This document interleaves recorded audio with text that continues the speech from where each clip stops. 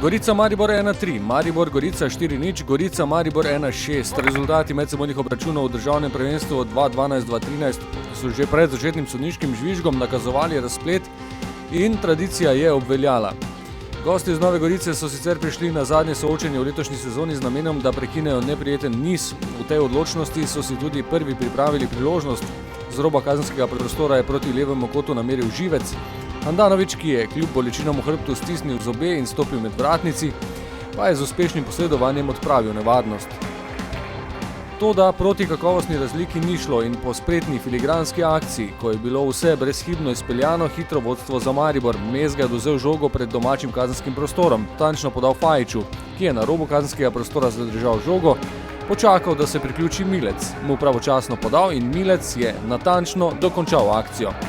Ob hitrem vodstvu je obveljal načrt o nepopustljivosti, nadaljevalo se je z napadi.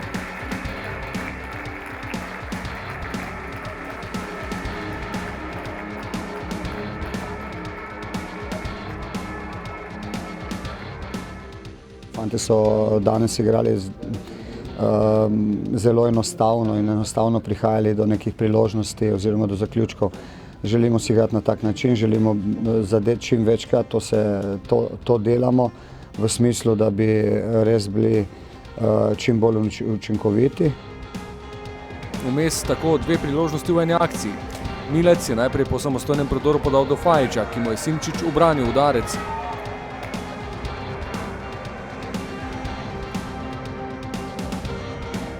V nadaljevanju dogajanja pa je po podaji Cvijanovića Ibrahimi zadel stranski del mreže. Po naslednji akciji Fajića kot in po kotu povišanje vodstva. Podal je Mezga, Argus pa ob vrnitvi v ekipo z glavo tako silovito zabil žogo v mrežo, da je Širok ni več mogel ustaviti pred golovo črto. Le še nekaj tednov loči Argusa, da postane očka. Gol je tako posvečen nestrpno pričakovani deklici Nikol.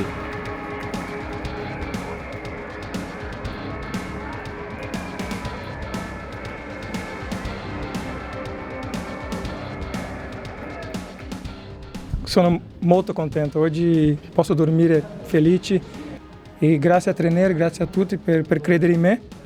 Questo io ho fatto gol per la mia bambina che viene penso che massimo 3 settimane e io volevo tanto fare un gol per lei.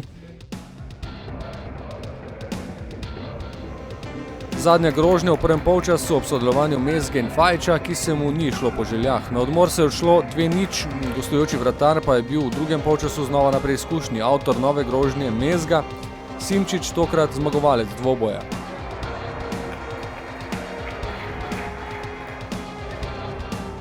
V 54 minuti pa se je razmerje moči spremenilo po odločitvi, ki je izvala razburjenje na tribunah. Dvoboj Embida in Ibrahimi je bil že odločen, ko je tokratni kapetan vijoličastih tekmecev dozel žogo. V nadaljevanju akcije pa je ob Ibrahimijevem zamahu z roko Embida obležal na tleh in sodnik Žnidaršič je segel v žep po rdečem kartonu.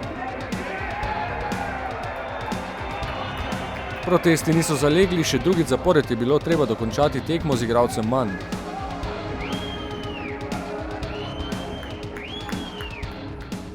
Enostavno moraš biti malo bolj skoncentriran, bolj pomagati soigralcem.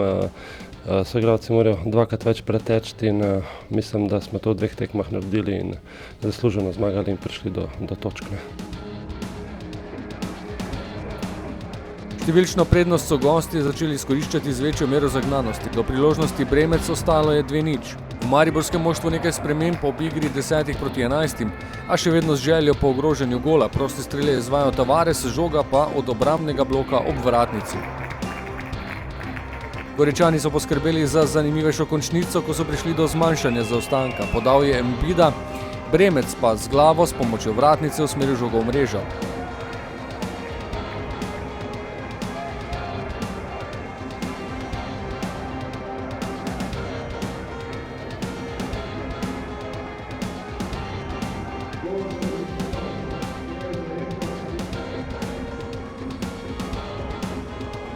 Embida, ki si je ob izključitvi nakopal bes s tribun, je bil po golu še enkrat v srednji vlogi, a je Handanović pozorno spremljal akcijo in odbil kot. S tem je skopnelo tudi zadnje upanje gostov in bilo je le še dovolj časa za zadnji dvoboj Tavares-Simčič.